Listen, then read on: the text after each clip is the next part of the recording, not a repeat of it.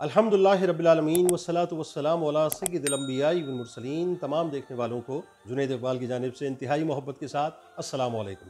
ناظرین کرام، آج کا ویلاگ تھوڑا سا مختلف بھی ہے اور اس اعتبار سے انتہائی اہم ہوگا کہ آج سے پہلے کبھی میں نے اس طرح کی گفتگو نہیں کی، کیونکہ آپ جانتے ہیں میں ریئیکشنز در ریئیکشنز کا قائل نہیں رہا۔ وجہ اس کی کہ کوئی میری ویڈیو پر پازیٹیو کامنٹ کرتا ہے فبہا، کوئی نیگیٹو کامنٹ کرتا ہے فبہا، اس کی اپنی سوچ ہے۔ میں کبھی بھی کسی کی سوچ کو جو ہے ریسٹرکٹ نہیں کرتا۔ ایون میں کون ہوتا ہوں صاحب کسی پہ قدغن لگانے والا کہ کوئی میرے بارے میں یہ سوچے یا نہ سوچے۔ ہاں لیکن یہ ضرور بات ہے کہ میں دعا گو ضرور رہتا ہوں کہ اللہ تبارک و تعالی ہم سب کو ہدایت عطا فرمائے، کیونکہ یہ جس دور سے ہم گزر رہے ہیں صاحب، جس فیز سے ہم گزر رہے ہیں، یہ انتہائی خطرناک ترین فیز ہے کہ ہماری زبانیں کھل چکی ہیں بہتان تراشی کے، غیبت کے، جھوٹ کے، ایک دوسرے پہ لان تان کے، کریکٹر اسیسینیشن کے کارخانے ایسے کھل چکے ہیں، ہمیں اندازہ ہی نہیں ہے کہ کل بروز محشر جب ہم اللہ کے حضور پیش ہوں گے تو خدا نخواستہ ہماری کتنی سخت ترین پکڑ ہو سکتی ہے۔ لیکن جو بات میں کرنا چاہتا ہوں اس کو ذرا سا سمجھ لیجئے۔ ایک کلپ میں نے اپلوڈ کیا عائشہ نامی لڑکی کا، آپ جانتے ہیں ظاہر ہے بڑا وائرل ہوا وہ کلپ، اور خاص طور پہ انسٹاگرام پہ جو ہے مجھے اس پہ بہت کامنٹ آئے۔ مجھے یہ کہنے میں عار نہیں ہے کہ مجھے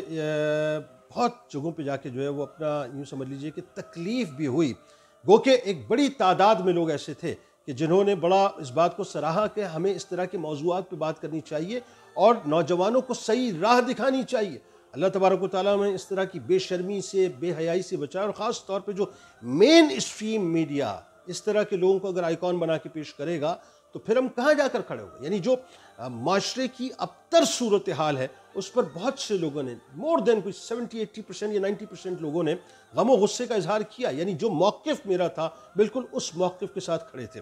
اچھا کچھ لوگ اس میں ایسے تھے، میں چاہتا ہوں، اور یہ میں یقین مانیے یہ میں سیکھنے کی غرض سے آپ سے بات عرض کر رہا ہوں، کیونکہ میرا ایمان ہے کہ بات جو ہے جب کی جاتی ہے تو بات پہنچتی ہے۔ ممکن ہے بات صحیح طرح سے نوجوانوں تک پہنچی نہیں ہے، ممکن ہے ان کی صحیح طرح سے تراش خراش نہیں ہوئی ہے، یا ممکن ہے کہ ان کی صحیح طرح سے کاؤنسلنگ نہیں ہوئی ہے، ان کی صحیح طرح سے تعلیم و تربیت نہیں ہوئی ہے۔ لہذا ان کو یہ پتہ چلنا چاہیے صاحب کہ بنیادی طور پہ ہمارا دین تقاضا کس بات کا کرتا ہے، یا ہمارے دین جو ہے ہم سے کس بات کی ڈیمانڈ کرتا ہے۔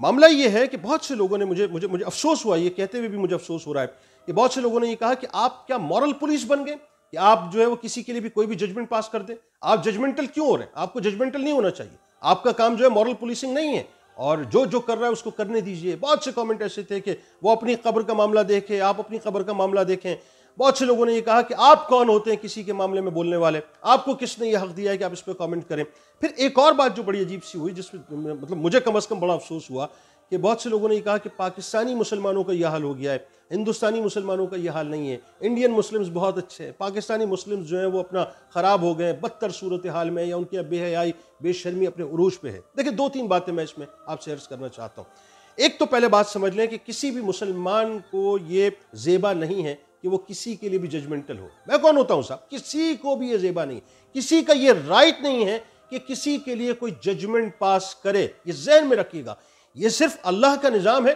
اللہ تبارک و تعالیٰ کا اختیار ہے، اللہ کی ڈومین ہے کہ وہ کس کو پارسا سمجھتا ہے، کس کو گناہگار سمجھتا ہے، یہ اس کا معاملہ ہے۔ لیکن بظاہر جو پکچر آپ کے سامنے آ رہی ہے، جو ظاہر ہے آپ وہ پکچر تمام لوگ دیکھ رہے ہیں، وہ جو ہو رہا ہے اس کے بارے میں مجھے اور آپ کو یہ کہنا چاہیے، اور یہ ہمارا فرض ہے کہ ہم اس بارے میں گفتگو کریں اور اس پہ کامنٹ کریں، کیونکہ اللہ تبارک و تعالیٰ نے ہمیں یہ ذمہ داری دے کر رسول کریم صلی اللہ علیہ وآلہ وسلم کی امت بنا کے بھیجا ہے۔ یعنی اگر میں یہ کہوں کہ میں اور آپ ہم سب انڈیویجولی مورل پولیس ہیں تو یہ غلط نہ ہوگا۔ یعنی مورل پولیسنگ کی جو ذمہ داری ہے یہ میں کسی شخص نے نہیں دی ہے، یہ اللہ تبارک و تعالیٰ نے ہمیں عطا فرمائی ہے، یہ رسول کریم صلی اللہ علیہ وآلہ وسلم نے ہمیں عطا فرمائی ہے کہ ہم اپنی ذات کے اندر خود ایک مورل پولیس ہیں، اور ہمیں ایز مورل پولیس اپنی ذمہ داری کو پورا کرنا چاہیے۔ کیونکہ اس امت کا جو پہلا انٹروڈکشن ہے، اللہ تبارک و تعالیٰ نے کیا فرمایا ہے کہ کنتم خیر امت اخرجت للناس تأمرون بالمعروف وتنہون عن المنکر وتؤمنون باللہ، یعنی تم بہترین امت ہو جو سب لوگوں کی رہنمائی کے لیے ظاہر کی گئی ہو، تم بھلائی کا حکم دیتے ہو، تم بھلائی کا حکم دیتے ہو اور برائی سے منع کرتے ہو اور اللہ پر ایمان رکھتے ہو۔ یعنی میرا آپ کا ایز امتی جو انٹروڈکشن ہے، یا میرا آپ کا جو ایز امتی یوں کہہ لیجئے کہ ذمہ داریوں کا سلسلہ ہے، اس کے اندر جو پہلی ذمہ داری ہے وہ یہ ہے کہ ہم لوگوں کو نیکی کا حکم دیں، لوگوں کو برائی سے روکیں، یعنی لوگوں کو یہ بتلائیں صاحب کہ آپ کے لیے کیا صحیح ہے اور کیا غلط ہے۔ جب آپ یہ کام کرتے ہیں تو ہر شخص اپنی ذات کے اندر، چاہے وہ مرد ہے چاہے وہ عورت ہے، وہ ایک مورل پولیس کا کردار ادا کرتی ہے۔ ہاں، ججمنٹل آپ کو نہیں ہونا۔ تو پہلے تو یہ سمجھ لیجئے صاحب کہ اس امت کی جو پہلی ذمہ داری ہے وہ یہی ہے کہ وہ برائیوں کو روکے، برائیوں سے لوگوں کو منع کرے اور نیکی کا لوگوں کو حکم دے۔ لیکن ہاں، لا اکراہ فی الدین، دین میں کوئی جبر نہیں ہے۔ آپ کا میرا کام ہے صرف بات کو پہنچا دینا، صرف بات کو پہنچا دینا۔ اب اس نے تسلیم کرنا ہے نہیں کرنا ہے، اس کی دنیا، اس کی قبر، اس کی آخرت وہ جانے، یہ اللہ کا نظام ہے کہ اس کو ہدایت ملنی ہے کہ نہیں ملنی، لیکن آپ کا کام ہے بات کو اچھے انداز سے پہنچا دینا۔ دوسرا، معاشرے کے اندر جو برائیاں ہیں صاحب، من حیث المجموعی جو برائیاں ہیں، اگر آپ اس پہ کامنٹ نہیں کریں گے صاحب تو پھر آپ یہ ذہن میں رکھیے گا کہ آپ بہترین امت ہونے کا حق ادا نہیں کر رہے۔ جو فریضہ اللہ تعالیٰ نے آپ کے کاندھوں پر رکھا ہے، پھر آپ اس فریضے سے ڈیویٹ کر گئے۔ لہذا ہر مسلمان کا یہ کام ہے، چاہے وہ مرد ہے چاہے وہ عورت ہے، وہ معاشرے کی برائیوں پر بات کرے اور اس کو کرنی چاہیے۔ اب سرکار علیہ السلام نے اس کے بھی 3 درجے بتا دیے، اور یہ بھی سمجھ لیجئے وہ کیا ہے کہ سرکار علیہ السلام نے فرمایا کہ تم میں سے جو برائی کو دیکھے، تم میں سے جو برائی کو دیکھے وہ اسے ہاتھ سے روک دے،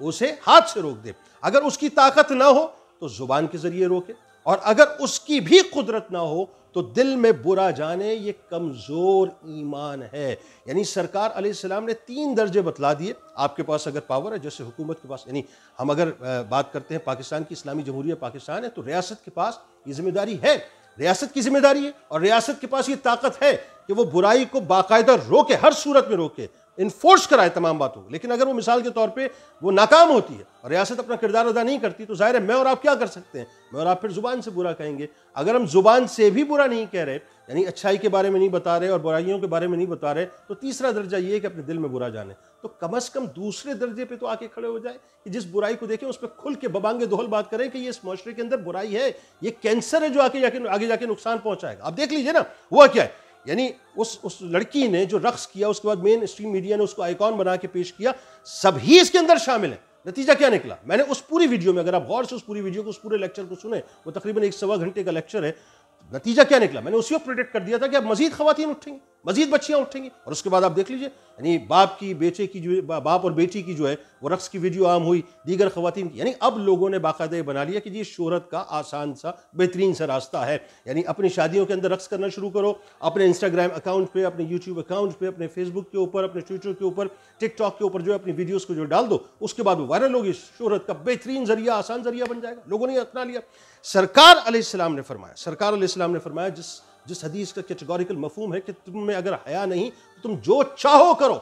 یعنی بے حیا کے لیے سرکار علیہ السلام نے فرما دیا کہ سرکار نے اس کو ڈس اون فرمایا ہے۔ جس میں حیا نہیں وہ جو چاہے کرے، جو چاہے کرے۔ آج صورتحال یہ ہو گئی ہے صاحب کہ ہم بے حیائی کے، بدتمیزی کے اور بے شرمی کے، یوں کہہ لیجیے کہ اپنا گھاٹی کے اندر غرق ہو چکے ہیں۔ اور ایک بات مجھے کہنے دیجئے، جن لوگوں نے کامنٹ کیا اس میں خاص طور پہ بار بار یہ بات ہو رہی تھی کہ یہ پاکستانی مسلمز یہ ہیں، انڈین مسلمز جو ہیں وہ یہ نہیں ہیں۔ تو مجھے ایک بات بتائیے، مسکان کا مسئلہ جب اٹھا تھا تو کیا ہم نے آواز نہیں اٹھائی تھی کہ مسکان کو یہ آزادی ملنی چاہیے کہ وہ حجاب کرنا چاہتی ہے، وہ پردہ کرنا چاہتی ہے، اس کا رائٹ ہے، اس کا حق ہے۔ اگر پاکستان کی سرزمین سے ایک مسلمان بچی یا بچہ، عورت یا مرد مسکان کے حق میں آواز اٹھا رہے ہیں تو اس لیے اٹھا رہے ہیں کہ وہ امت کی بیٹی ہے۔ اسی طرح سے اگر پاکستان کی سرزمین کے اوپر عائشہ نامی یا دیگر خواتین جو ہیں اس طرح کے بیہودہ کام اگر کر رہی ہیں تو ذہن میں رکھیے گا کہ اسے بھی امت کی بچی سمجھ کر ٹریٹ کریں، اس کی اصلاح کریں، اس کو بتلائیں کہ یہ غلط کام ہے، اور معاشرے کو جو ہے اس طرح سے دیکھیں کہ ہم بنیادی طور پہ مسلمان آپس میں جسد واحد کی طرح ہیں،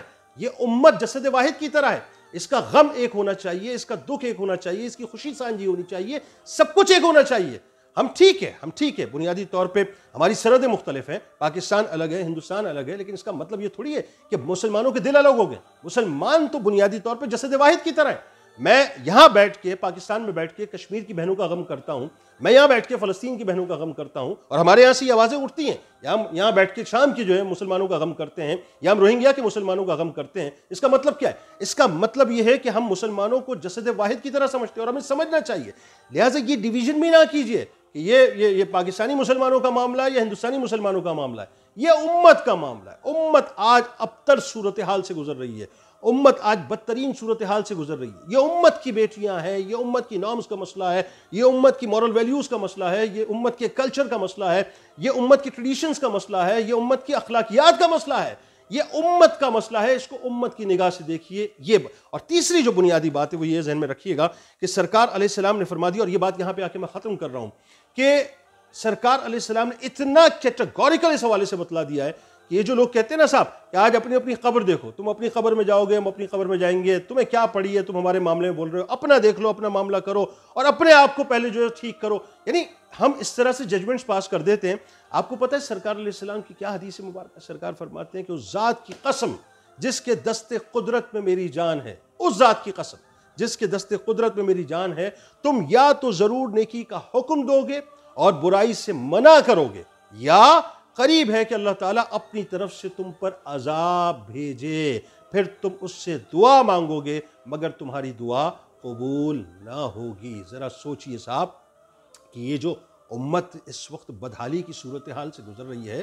ہم کس جگہ پہ آ کے کھڑے ہو گئے؟ سرکار مدینہ صلی اللہ علیہ وآلہ وسلم کے فرمان کے مطابق اگر ہم لوگوں کو نیکی کا حکم نہیں دیں گے، اگر ہم لوگوں کو نیکی کی طرف نہیں لائیں گے، اگر ہم برائیوں سے لوگوں کو نہیں روکیں گے، اگر ہم برائیوں کی نشاندہی نہیں کریں گے، یہ جو لبرل مافیا ہے نا خاص طور پہ، یعنی وہ چاہتا یہی ہے، یہ جو خاص طور پہ جو دیسی لبرلز ہیں، یا جو ایک خاص طور پہ جو مغرب سے فضا چل کے آئی ہے، جو آئیڈیالوجیز وہاں سے آئی ہیں کہ اپنے اپنے معاملات کو دیکھا جائے، شترے بے مہار ہو جائیں سب، میرا جسم میری مرضی، مائی باڈی مائی چوائس کا جو تصور ہے، آپ یقین مانیے صاحب یہ امت کو تباہی کی طرف لے کے جایا جا رہا ہے۔ ہر ایک کا اپنی جگہ فرض ہے کہ وہ نیکی کا حکم دے، ہر ایک کا اپنا فرض ہے کہ وہ برائی سے روکے، ہر شخص ہر عورت ایز مسلم اپنے اندر ایک مورل پولیس ہے، اس کو اپنی ذمہ داری ادا کرنی ہوگی۔ اگر خدا نخواستہ آپ نے اپنی زبانوں کو بند کر لیا، یاد رکھیے گا رسول کریم صلی اللہ علیہ وآلہ وسلم کے فرمان کے مطابق پھر ہم دعا بھی کریں گے، نہیں اللہ تعالیٰ ایسا عذاب نازل کرے گا